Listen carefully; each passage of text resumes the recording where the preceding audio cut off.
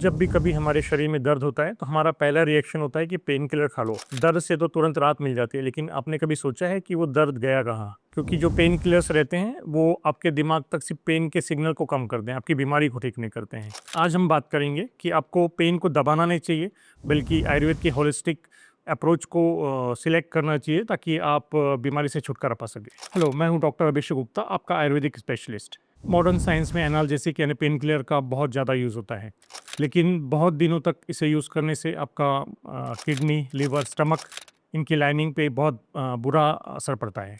आयुर्वेद का अप्रोच इससे एकदम अलग है। आयुर्वेद पेन को एक मैसेंजर यानी कि संदेशवाहक के रूप में मानता है, जो बता रहा है कि कहीं तो बॉडी में कुछ गड़बड़ है। कहीं तो वात, पित्त, कफ दोषों का डिरेंजमेंट हुआ है। आम का बॉडी में यानी कि टॉक्सिन का बॉडी में एक्युमुलेशन हुआ है। आयुर्वेद में दर्द का मूल कारण स्त्रोतोवरोध यानी कि ब्लॉकेज और वात दोष का प्रकोप है। आयुर्वेद में हम जब इसका इलाज करते हैं तो हम सिर्फ इसको सिम्टम को ट्रीट नहीं करते, हम जो रूट कॉज है उसको ट्रीट करते हैं। फॉर एग्जांपल, यदि किसी को घुटने में दर्द हो रहा है तो हम ये देखेंगे कि घुटने के दर्द का रूट कॉज क्या है। बॉडी में जो हम जो अपत्य आहार विहार करते हैं उससे आम निर्माण होता है और ये पेन निर्माण करता है। और हम ये देखेंगे कि इसमें कौन सा दोष इन्वॉल्व है, वात, पित्त, कफ। आपको जो ट्रीटमेंट करना पड़ेगा वात, पित्त, कफ दोषों के हिसाब से करना पड़ेगा। अगर आप एक ही मेडिसिन सभी डिसीज में देंगे तो उससे आपको रिजल्ट नहीं मिलेगा।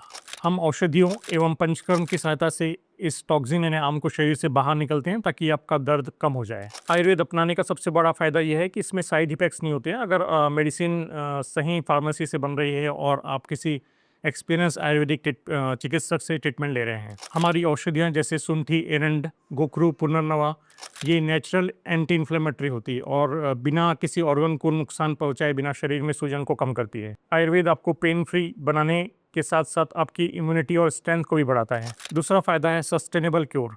पेन किलर्स पर आपकी डिपेंडेंसी बढ़ती जाती है, लेकिन आयुर्वेद में ऐसा नहीं है। कुछ समय के पश्चात हम मेडिसिन बंद कर सकते हैं, क्योंकि आयुर्वेदा टिश्यू लेवल पर हीलिंग करता है। के साथ दिनचर्या यानी कि डेली रूटीन जो आयुर्वेदा में बताई गई है, और पथ्य अपहित अपथ्य यानी कि परहेज, ये फॉलो करके हम बीमारी से बच सकते हैं। सर्जरी और केमिकल मेडिसिन से पहले प्रकृति के इस विश्वसनीय रास्ते को जरूर चुनें। हम फोकस करते हैं non surgical and natural treatment पर, जो आपको लॉन्ग टाइम रिजल्ट देते हैं। यदि आपको ये क्लिनिकल इन्फॉर्मेशन अच्छी लगी हो तो ज़रूर इसे शेयर एंड लाइक करें। Stay healthy, stay Ayurvedic.